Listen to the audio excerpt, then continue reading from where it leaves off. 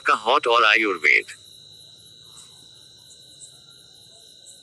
आज विश्व की आबादी के 90% व्यक्ति हृदय रोग से पीड़ित है, जो अनियमित भोजन, अनियमित दिनचर्या के साथ फास्ट फूड, अत्यधिक प्रोटीन तथा कार्बोहाइड्रेट युक्त खाद्य पदार्थों के सेवन से एसिडिटी, गैस, उच्च रक्तचाप, मोटापा तथा मधुमेह जैसे रोग के साथ हृदय रोग की उत्पत्ति करता है, जिसमें एंजाइना, पेन, हार्ट अटैक, आर्टिचोक, ब्लड प्रेशर जैसे प्रमुख रोग हैं।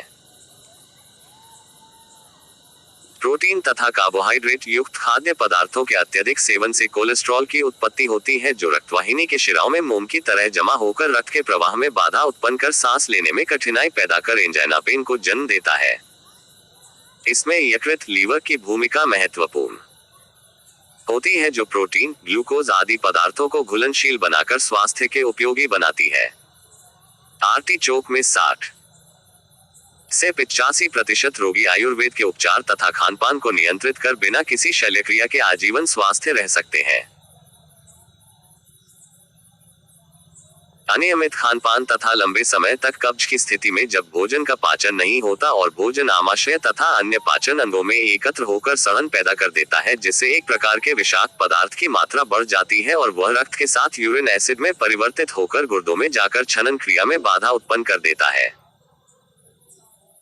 जब किडनी से छनन क्रिया भरपूर ढंग से नहीं हो पाती तो यूरिया, प्रोटीन तथा अन्य द्रव्य रक्त के साथ हृदय में पहुंच जाते हैं, जिससे रक्त में गाढ़ापन आ जाता है। नतीजतन आंखों के नीचे, पैरों में तथा घुटनों में सूजन के साथ साथ संधिवात तथा उच्च रक्तचाप की वृद्धि हो जाती है। ऐसी स्थिति में एलोपैथी चिकित्सक लेसिक्स तथा अन्य हाई डोज दवाएं देते हैं, जिससे रोगी में पेशाब की मात्रा बढ़ जाती है।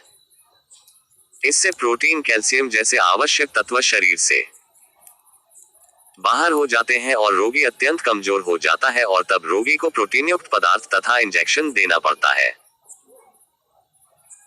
किंतु आयुर्वेद में सामान्य रूप से अरंड तेल की 25 ml की मात्रा से उसकी स्थिति ठीक हो जाती है और सारे लक्षण स्वतः समाप्त हो जाते हैं।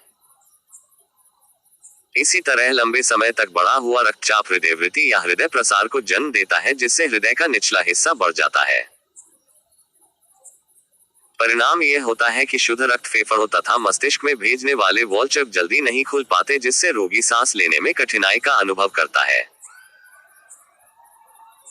ऐसी स्थिति में रोगी को धीरे धीरे तथा लंबी सांस के साथ दोनों हाथ ऊपर नीचे करने चाहिए, जिससे वॉल्व खुल जाते हैं तथा रक्त का संचार होने लगता है और रोगी राहत महसूस करता है। खानपान: भोजन के साथ अदरक, लहसुन, सौंठ, मिर्च, पीपल, लौंग, तेज पत्ता, सेंधा नमक का उपयोग करें। रात्रि में दूध में उबलते समय छोटी पीपल, जायफल तथा हल्दी का चूर्ण 2-2 ग्राम समय छोटी पीपल, जायफल तथा हल्दी का चूर्ण 2-2 ग्राम केसर के साथ डालकर सोने से पूर्व प्रयोग करें। खानपान